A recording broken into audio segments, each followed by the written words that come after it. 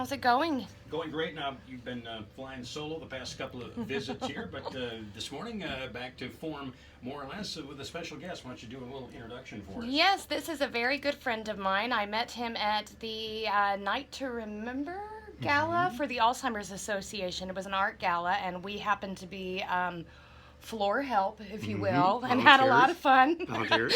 All Wearing purple. All wearing purple. It was a sea of purple, and I got to talking with Bill, and he runs caregiving support. He's a support consultant.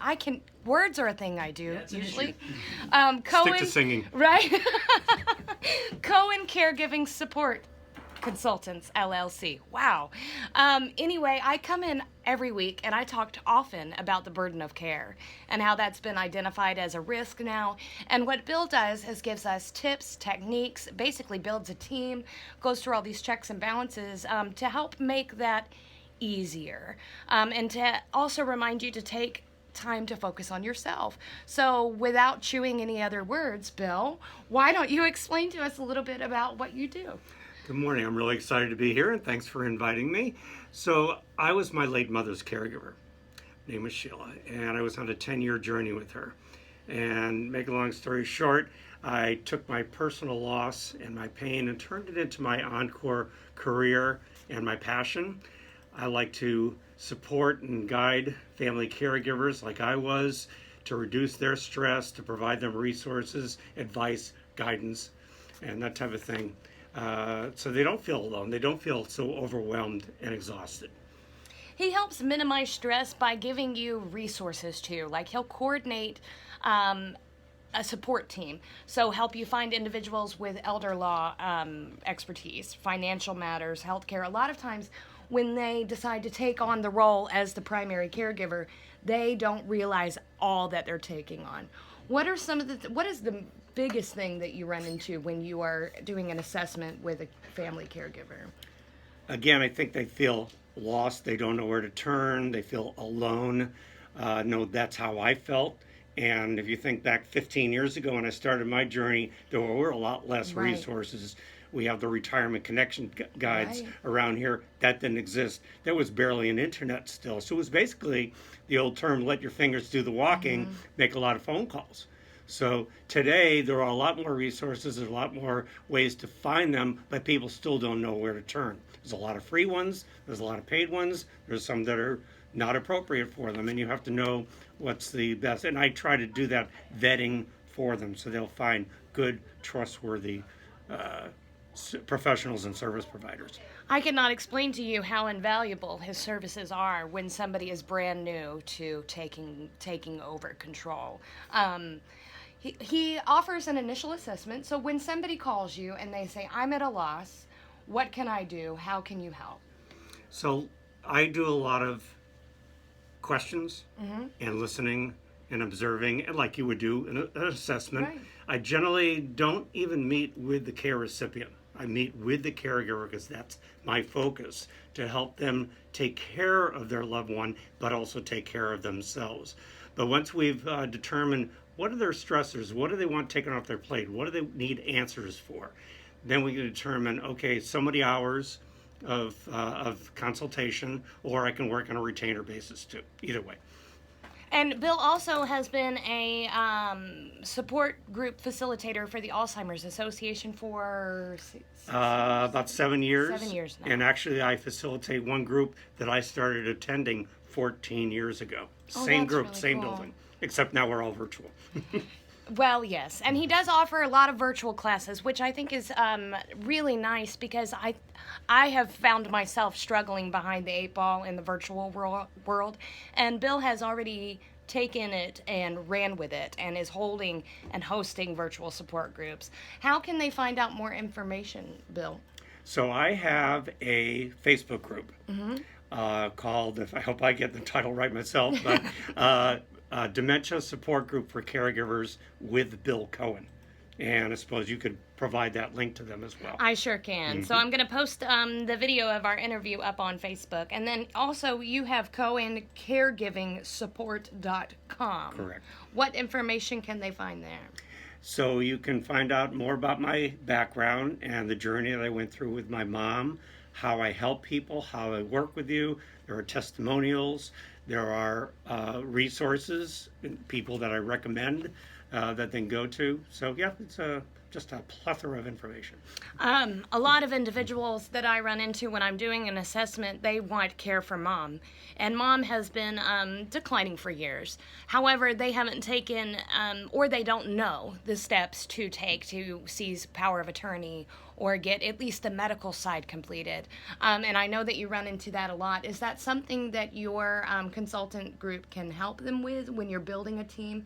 Would you help be able to guide them in the right direction? Do you give them a map of what they should be doing? That is usually one of the first questions, is not the question I ask. Do you have durable power of attorney? Do you have the advance directive, the health representative? Do you have trust, wills, post? And if they don't, I say that's job one, because if you wait too long, it's going to get more expensive and complicated into conservatorship, guardianship.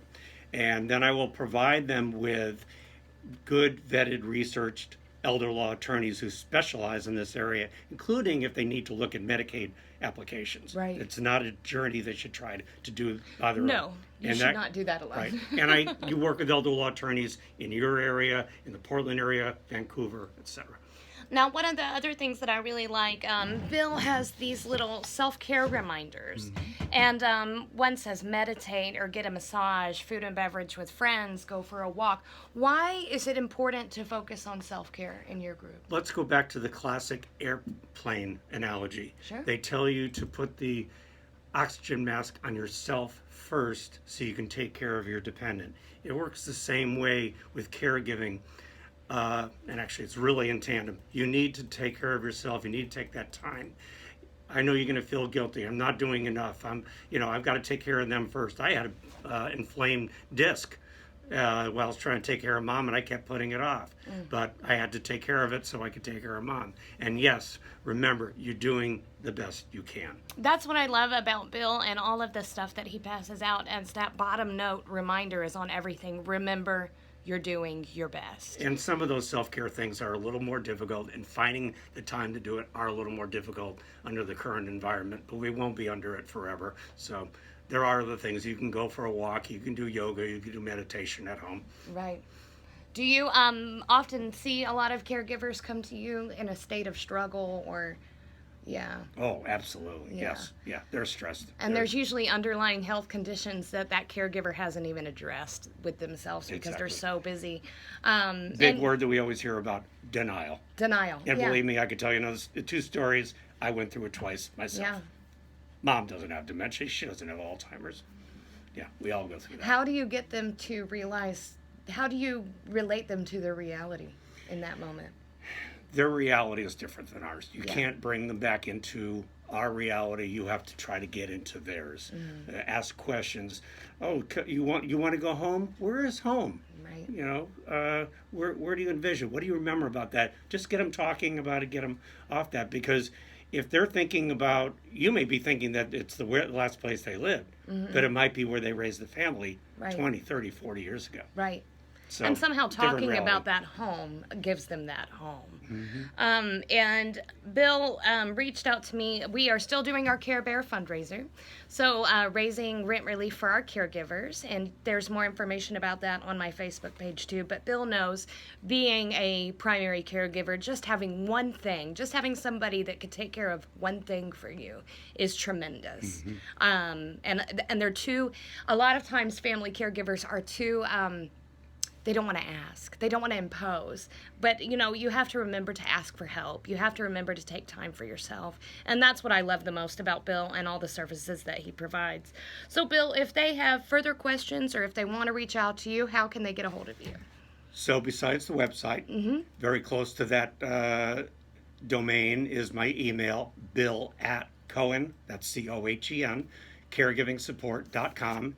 And my phone number is 503-522-8320. And again, that website is CohenCaregivingSupport.com, CohenCaregivingSupport.com. NGSUPPORT.com. Wow. I know I can spell, but I can't speak today. And if you guys didn't get that info, you can always call down to the guys at KBZY, and they'd be happy to pass you along. Or you can call me, 503-990-7112, and I would be happy to connect you to Bill. He's doing fantastic things, and I'm really glad that he got to come down and tell us about them today. Thank you, Derek. Feelings mutual. All right, Darren and Bill, thanks for coming by. We'll check with you another time. Thanks, Bob.